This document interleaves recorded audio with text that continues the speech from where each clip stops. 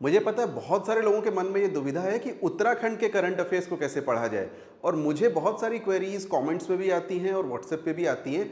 तो ये वीडियो मैं आपको बताऊंगा उत्तराखंड के करंट अफेयर्स में एक्चुअली आपको क्या करना है, क्या ये प्री के लिए इंपॉर्टेंट है या मेंस के लिए या फिर इंटरव्यू के लिए भी इंपॉर्टेंट है। तो सबसे पहले यही बात कर लेते हैं। एक्चुअली में अगर आप प्री का ट्रेंड देखोगे over the period of last 3-4 terms, आप देखिए 2012 में हुआ था पीसीएस, 16 का हुआ, 21 का हुआ, आप उसमें देखोगे current affairs, Uttarakhand specific current affairs के बहुत सारे क्वेश्चंस नहीं आए हैं। मतलब 1-2 मैक्सिमम 3 क्वेश्चंस आपको किसी पेपर में दिख जाएंगे। हालांकि अब नंबर ऑफ क्वेश्चंस डबल होने की वजह से उत्तराखंड के करंट अफेयर्स भी इंपॉर्टेंट हो जाते हैं, क्योंकि नाउ द क्वेश्चन इज कि वो नए क्वेश्चन कहाँ से बनाएं। क्या वो हिस्ट्री और ज्योग्राफी पे पूरी तरह डिपेंडेंट रह सकते हैं? मेरा ख्याल है कि कुछ जो उत्तराखंड के करंट अफेयर्स हैं उनके क्वेश्चंस में वृद्धि होगी, बहुत अधिक नहीं, but in the exam 3-4 question minimum आपको उत्तराखंड के करंट अफेयर्स के प्री में मिलेंगे। मेंस में लेकिन they are much more important. क्यों? क्योंकि मेंस में आपके पास में जहाँ पे पेपर 5 और पेपर 6 है, वहाँ पे आपके एग्जाम्पल्स लिखने के लिए Uttarakhand is much much more important. साथ साथ में यहाँ पे पेपर 5 और पेपर 6 में बहुत सारे क्वेश्चन उत्तराखंड के करंट अफेयर्स बेस्ड बन सकते हैं, specially related to economics and polity. तो इसको मेंस में आप बहुत इंपॉर्टेंट मान करके चलिए।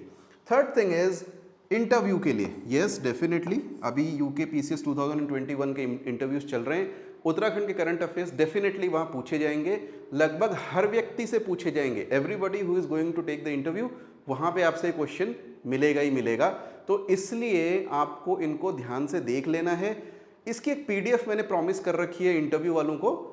I think April 3rd week के आसपास में मैं वो पीडीएफ आपको दे पाऊंगा, बिकॉज अभी मेरे पास में थोड़ा काम है, बट वो मिल जाएगी। जो जो टॉपिक्स मैं यहाँ पे बता रहा हूँ उन सब का एक कंपाइलेशन एक पीडीएफ में आप लोगों को मिल जाएगा। So don't worry about it. Now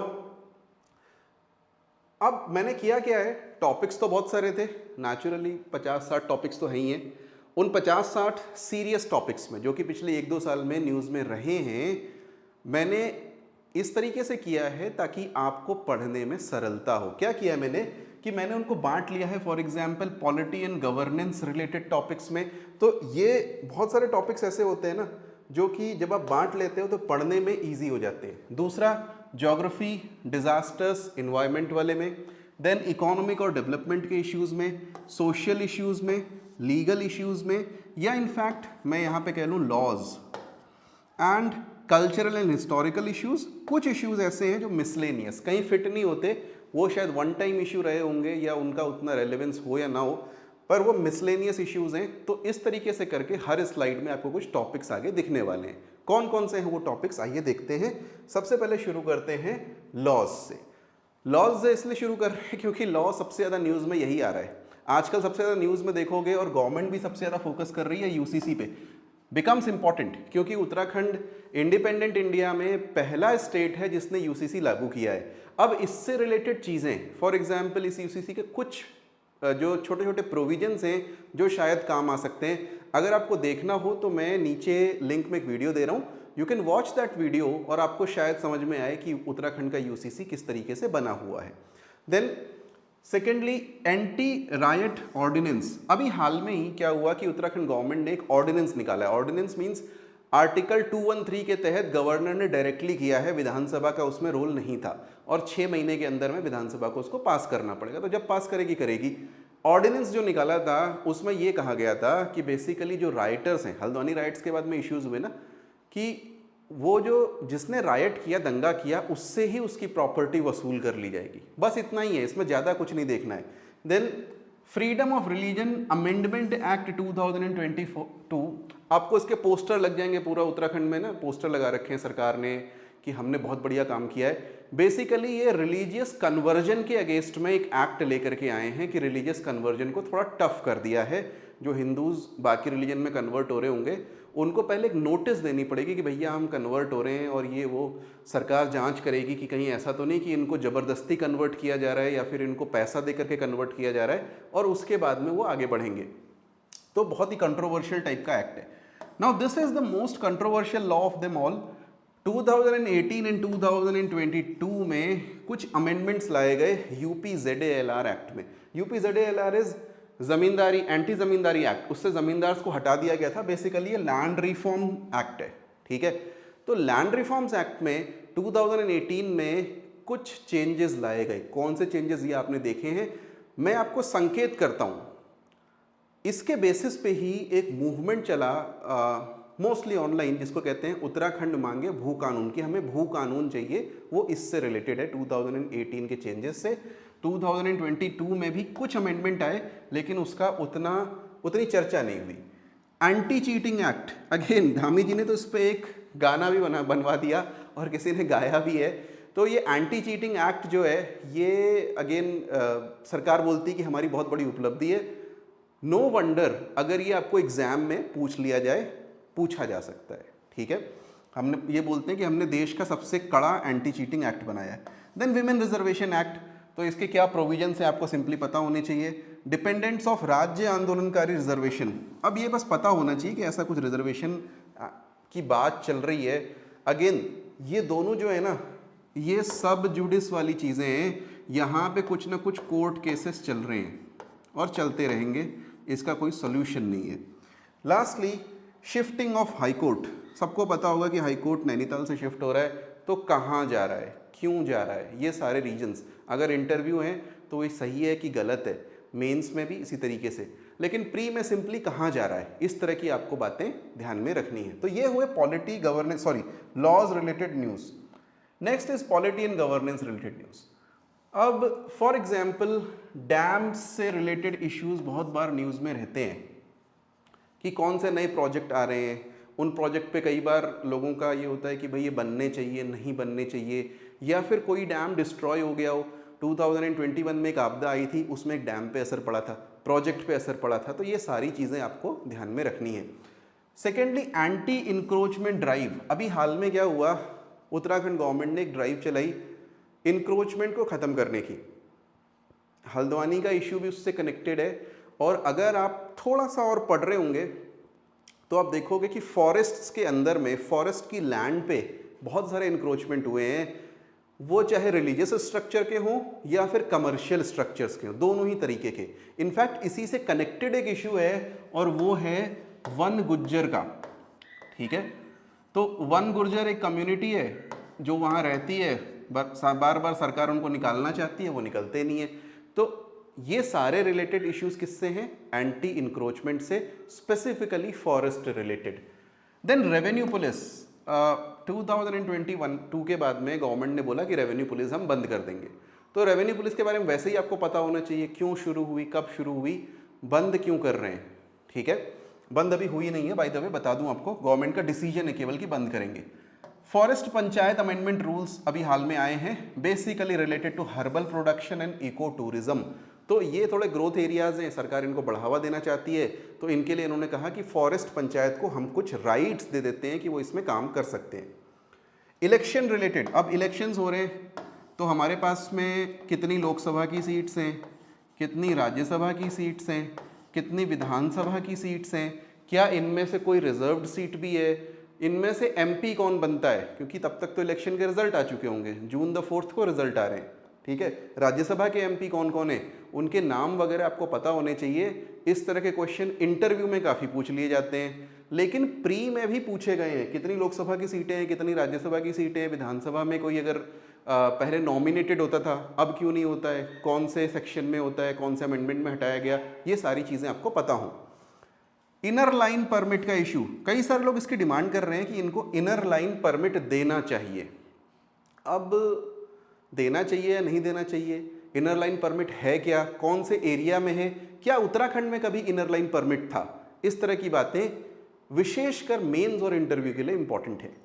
next is Gairsain का डिबेट। अभी जब बजट सेशन हुआ उत्तराखंड विधानसभा का, तो 40 एमएलएज ने लेटर लिखा और बोला कि हमें गैरसैंण में ठंड लगती है, वहाँ बहुत ठंड हो रही है, हमें देहरादून में ही आप सेशन करवाओ। तो गैरसैंण को परमानेंट कैपिटल बनाना चाहिए कि नहीं, उसके पीछे कौन कौन सी कमेटीज़ हैं, गैरसैंण में किया क्या गया है, ये सारी बातें आपको देखनी होंगी। न्यू डिस्ट्रिक्ट्स, बहुत सारी जगहों पे नए नए डिस्ट्रिक्ट बनाने की डिमांड है। कोटद्वार में, रानीखेत में, बाकी जगहों पे बने नहीं है। 2011 में एक गवर्नमेंट ने तो इसका ऑर्डर भी निकाल दिया था, लेकिन फिर भी नहीं बने। Uttarakhand is a really weird state, होता रहता है यहाँ पे। 2011 में फॉर एग्जांपल एक एनएलयू उत्तराखंड में स्टैब्लिश करने के लिए लॉ भी पास कर दिया गया। 2014 आया, आज तक वो लॉ है, एक्ट है, लेकिन एनएलयू नहीं है। यहाँ सुमाड़ी में आपका एनआईटी की मतलब शायद बिल्डिंग की बात की जा रही थी, वो भी एग्जिस्ट नहीं करता है। तो हमारे यहाँ काम थोड़े लेट ही होते हैं, तो नए डिस्ट्रिक्ट पता नहीं कब बनेंगे, लेकिन किन किन की डिमांड्स हैं। गैरसैंण मंडल 2021 में या 2 में I think this became a big issue कि गैरसैंण को नई कमिश्नरेट बनानी है। अभी करंटली क्या है, गढ़वाल और कुमाऊं 2 अलग अलग मंडल हैं। गैरसैंण को मंडल बनाने की बात तब हुई थी, तो क्यों ख़त्म कर दी गई, बनना चाहिए नहीं बनना चाहिए, ये चीज़ें आपको इंटरव्यू के लिए ध्यान में रखनी चाहिए। Geography, disasters, environment. डिजास्टर्स से हमारा पुराना नाता है, तो आप देखोगे लगभग सारी चीज़ें यहाँ पे डिजास्टर्स से रिलेटेड है। ज्योग्राफी से रिलेटेड जो मतलब करंट चीज़ होती है वो डिजास्टर ही होती है उत्तराखंड में। तो फॉर एग्जांपल जोशीमठ की लैंडस्लाइड इशू अब हुई थी किसी कारण से, क्या कारण था, टनल बताया जा रहा है, अब गवर्नमेंट कहती है टनल नहीं है, किस चीज़ की टनल है, कहाँ जा रही है, क्यों बन रही है, ये सारी चीज़ें। देन सिलक्यारा टनल डिजास्टर, अब ये टनल्स बन क्यों रही हैं, या तो डैम्स की टनल्स होंगी, या रेलवे की टनल्स होंगी, या रोड की टनल्स होंगी, तो कौन सी टनल थी, फॉर एग्जांपल रेस्क्यू में कौन कौन लोग लगे हुए थे, कुछ इंपॉर्टेंट लोगों के नाम कि भैया ये आया था विदेश से रेस्क्यू करने के लिए, या दिल्ली से कौन रेस्क्यू करने के लिए आया था, ऐसी चीज़ें आपको ध्यान में रखनी है। सिलक्यारा है कौन से डिस्ट्रिक्ट में, ये सारी चीज़ें। देन टनल अपने आप में एक इश्यू है, तो क्या टनल्स बनानी चाहिए, नहीं बनानी चाहिए, क्या उत्तराखंड और स्विट्ज़रलैंड में जैसे टनल्स हैं वहाँ तो कोलैप्स नहीं होती, उत्तराखंड में क्यों हो रही हैं। तो इस तरह की चीज़ें अगर आप पढ़ोगे, थोड़ा ध्यान दोगे तो अच्छा रहेगा। नेक्स्ट इज फॉरेस्ट फायर्स, बहुत बड़ा इशू है और जल्दी ही आपको न्यूज़ में देखने के लिए मिलेगा।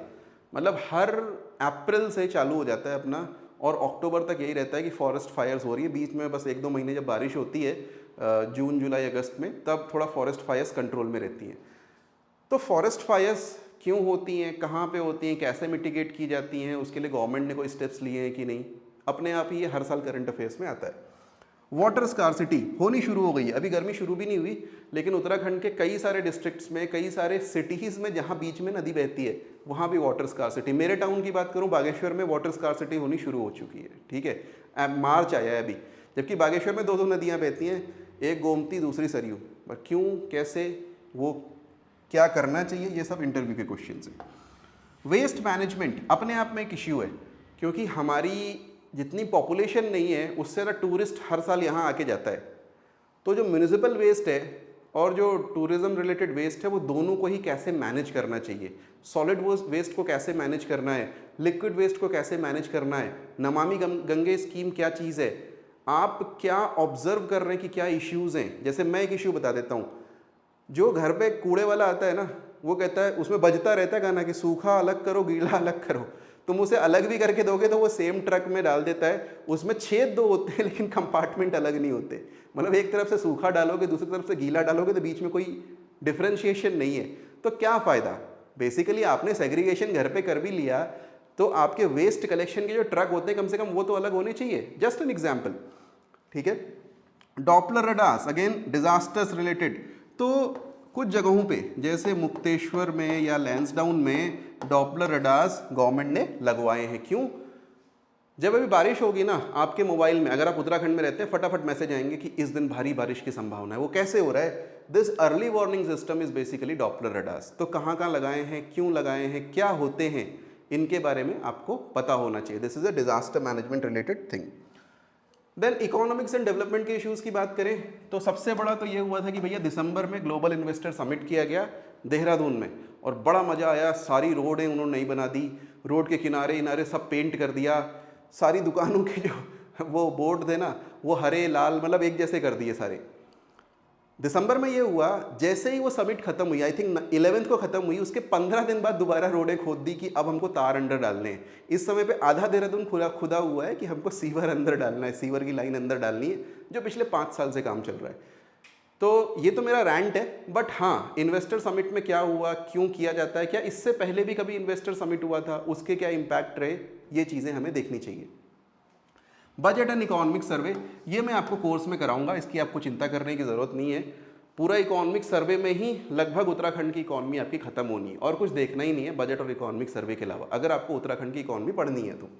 Then agriculture in hilly areas, अब ये एक मतलब ऐसा इश्यू है जिसको लेकर के बहुत सारी आप देखोगे ना न्यूज़ बनती रहती है। जैसे इसमें चकबंदी का भी जुड़ जाता है इशू, हॉर्टिकल्चर का भी इशू जुड़ जाता है, यहाँ पे हम कहते हैं ऑर्गेनिक फार्मिंग का भी इशू जुड़ जाता है। तो ये सारी चीज़ें एग्रीकल्चर इन हिली एरियाज से रिलेटेड है। अगेन इकोनॉमिक सर्वे में अच्छी तरीके से डिस्कस्ड है, लेकिन आप अपनी तरफ से पढ़ करके जाएंगे तो अच्छा रहेगा इंटरव्यू वगैरह के लिए। Millets of Uttarakhand, last year was international year of the millets. तो हमारे यहाँ कौन कौन से मिलेट्स हैं जी? फॉर एग्जांपल झंगोरा है, मडुआ है, कम से कम ये दो तो हैं जो काफ़ी पॉपुलर हैं, इनके बारे में आपको पता भी होना चाहिए। I think that is important. Impact of GST on Uttarakhand, तो जीएसटी का जनरली सब जगह पॉजिटिव इम्पैक्ट रहा है, लेकिन उत्तराखंड पे नेगेटिव इम्पैक्ट रहा है। क्यों रहा है? अब ये इकोनॉमिक्स की बात है। GST is destination based, Uttarakhand produce तो करता है लेकिन यहाँ सामान इतना बिकता नहीं है, तो जहाँ बिकता है वहाँ जीएसटी कलेक्ट होता है। ठीक है, बेसिक जो उसका आइडिया है, आर्ग्यूमेंट है, वो ये है, तो ये आपको पता रहे। सोशल इश्यूज, हल्द्वानी वायलेंस सबसे बड़ा इशू इस समय पे चल रहा है। क्यों हुई और इसके क्या सॉल्यूशंस हैं, किस तरीके से इसको रोका जा सकता है? Is there what is called a demographic issue in Uttarakhand? तो ये सारी बातें भी हैं। और इसी से रिलेटेड इशू होता है कि जो अवैध बस्तियां हैं, मलिन बस्तियां हैं, गवर्नमेंट भी उनको 3-3 साल के लिए रेगुलेट कर रही है। करना क्या चाहिए? वो कहीं तो रहेंगे, कैसे रहेंगे? क्या रीसेटलमेंट का प्लान होना चाहिए? क्या उनमें सिक्योरिटी इश्यूज भी हैं? ये सारी चीज़ें हमको देखनी चाहिए। हिल्स एंड प्लेन्स की डिस्पैरिटी, अब ये एक तरीके से एवरग्रीन इशू है। हर साल इकोनॉमिक सर्वे में लिखते हैं, इस साल भी लिखा है कि भैया हिल्स की हालत बहुत ख़राब है और प्लेन्स की से तो ज़्यादा ही ख़राब है। ठीक है, तो उसके डेटा आपको थोड़े पता हों।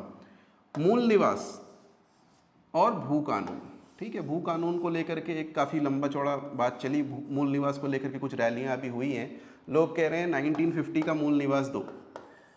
एट द आउटसेट मैं बता दूं आपको, ये मूल निवास 1950 का ना देश के किसी राज्य में है ना हो सकता है। मतलब ये आप शेड्यूल कास्ट और शेड्यूल ट्राइब के लिए तो रख सकते हो, लेकिन जनरल कैटेगरी के लिए ऐसा मूल निवास कहीं नहीं है। हिमाचल में नहीं है, महाराष्ट्र में नहीं है, छत्तीसगढ़ में नहीं है, झारखंड में नहीं है, तो भैया आपको भी नहीं मिल सकता। It is just impossible, constitutionally impossible.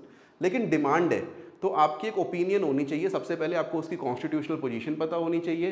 Then आपको ये भी पता होना चाहिए कि भाई अब इसमें हम और क्या कर सकते हैं, किस तरीके से ये आप कह सकते हो कि जो लोगों के अंदर में एक भावना है कि मूल निवास होना चाहिए, ऐसा तो नहीं है कि हम उसको पूरी तरह डिसरिगार्ड कर दें कि नहीं भैया पॉसिबल ही नहीं है। तो पॉसिबल है तो कैसे उसको, या कौन से अल्टरनेटिव तरीके हो सकते हैं कि जिससे लोगों को समझाया जाए कि चिंता मत करो, तुम अपने ही लैंड में माइनॉरिटी नहीं होगे, डोंट वरी अबाउट दैट।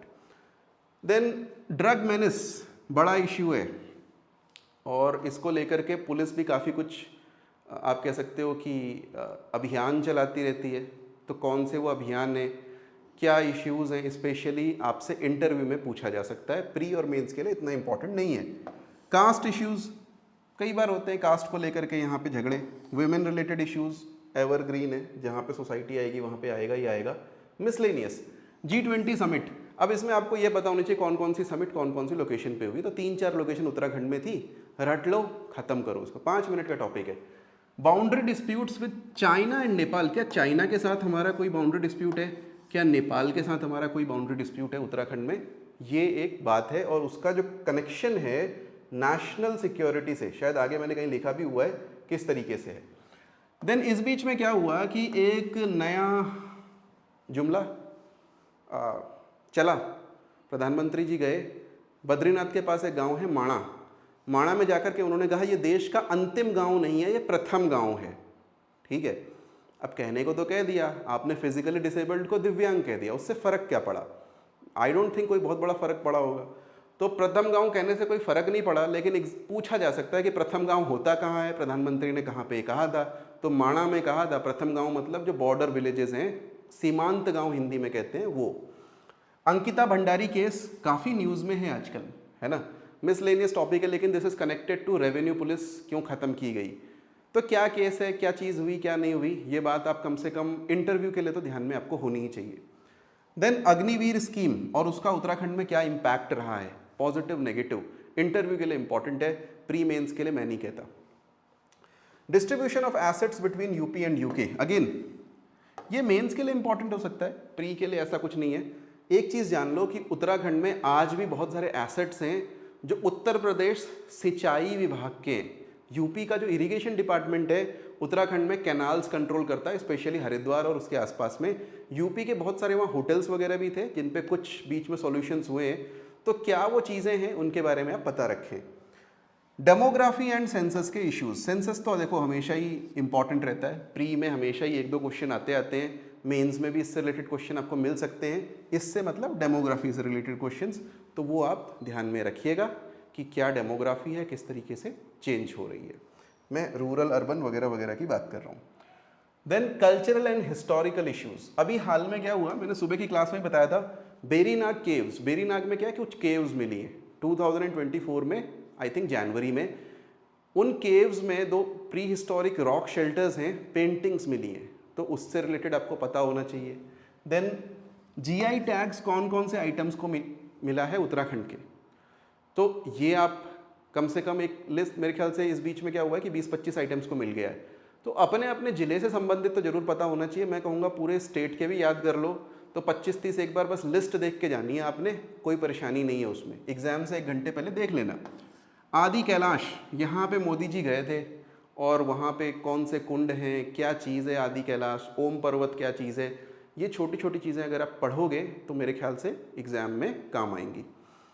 मानस खंड मंदिर माला मिशन, बहुत चर्चा है इसका, इस पे झांकी बनाई गई जिसको रिपब्लिक डे में नंबर 1 का भी अवार्ड मिला। तो क्या है मानस खंड मंदिर माला मिशन, क्या उससे रिलेटेड कोई कंट्रोवर्सी अभी हाल में जागेश्वर में हुई थी, ये सारी चीज़ें आपको देखनी चाहिए। जिम कॉर्बेट को रीनेम करने की बात हुई थी, अभी तक किया नहीं है, कह रहे थे कि रामगंगा नेशनल पार्क करेंगे, आई डोंट थिंक अभी तक हुआ है, बट बात चल रही है। सैनिक धाम क्या है, क्यों है, कहाँ है। एवरग्रीन इश्यूज, कुछ इश्यूज ऐसे होते हैं कम से कम इंटरव्यू में एवरग्रीन रहते हैं, मतलब ये उत्तराखंड में ऐसा है ना कि न्यूज़ में आते रहते हैं, रेगुलर आते रहते हैं। तो जैसे पलायन से रिलेटेड इशू, पलायन मतलब माइग्रेशन, तो उससे रिलेटेड जो भी इशू हो गया, माइग्रेशन किस तरीके का होता है, पलायन आयोग कौन है, उसका अध्यक्ष क्या है, जो पलायन है उसको रिवर्स माइग्रेशन करने के लिए गवर्नमेंट क्या कर रही है, ये सारी चीज़ें। देन रोल ऑफ विमेन, तो ये अपने आप में एक बड़ा टॉपिक है, उत्तराखंड में पूछा जाता है, इस पे एस्से भी आते हैं, इन दोनों पे एस्से आते हैं एक्चुअली, तो मेंस में इंपॉर्टेंट है। उत्तराखंड एंड नेशनल सिक्योरिटी, जैसे मैंने बोला था नेशनल सिक्योरिटी रिलेटेड है, तो उसमें एक ह्यूमन एस्पेक्ट है कि हमारे यहाँ से बहुत ज़्यादा लोग, बहुत बड़ी संख्या में सैनिक जाते हैं, सोल्जर्स जाते हैं। अपार्ट फ्रॉम दैट हमारा एक जोग्राफिकल उसका एस्पेक्ट है कि हम नेपाल से और चाइना से एक बॉर्डर शेयर करते हैं। तो ये सारी चीज़ें कौन कौन से कहाँ पे कैंटोनमेंट्स हैं, कौन कौन सी यहाँ पे आप कह सकते हो कि फॉर्मेशंस है, कुमाऊँ गढ़वाल रेजिमेंट वगैरह, ये आपको पता हो। Issue of green bonus, again ये एक ऐसा इश्यू है जो रह रह करके उभरता रहता है, उत्तराखंड में चलता ही रहता है। एक चीज़ मुझे अभी अभी ध्यान में आई कि इसके अतिरिक्त एक और चीज़ आप यहाँ पे कह सकते हो, थोड़ा सा एवरग्रीन टाइप का इश्यू है, और वो है ट्रांसपोर्ट। ठीक है, स्पेशली हम बात कर रहे हैं रेल, रोड और एयरपोर्ट की। अब ये ना कुछ एयरपोर्ट के साथ साथ में हेलीपोर्ट वगैरह भी कर लो, उड़ान स्कीम कर लो। अभी हाल में क्या हुआ कि उड़ान स्कीम चलाई गई कि देहरादून से हम हेलीकॉप्टर रेगुलरली चलाएंगे, या पंतनगर से चलाएंगे, या चंपावत से चलाएंगे, तो वो कौन सी स्कीम्स थी। ठीक है, रोड में फॉर एग्जांपल कौन से मेजर हाईवेज हैं और कौन से नए बनने की बात चल रही है। देन रेल में अगेन कौन से नए रेलवे रूट्स उत्तराखंड में बन रहे हैं या बनने की बात चल रही है, ये सारी चीज़ें आपको कवर करनी है। Now thank you very much, I think this is pretty much it. अगर इतने टॉपिक्स आपने कवर कर लिए, मैं ये कहूँगा कि आपकी इंटरव्यू की प्रिपरेशन भी अच्छी है और मेंस की प्रिपरेशन भी अच्छी चल रही है। प्री में जैसा मैंने बोला बहुत क्वेश्चंस नहीं आते, बट यहाँ से आपको एक आध क्वेश्चन अटकने की संभावना है। इसके अलावा उत्तराखंड करंट अफेयर्स के PDF जो हम आपको देंगे, more than sufficient to cover your Uttarakhand current affairs. Thank you very much. We'll see you again. Bye-bye.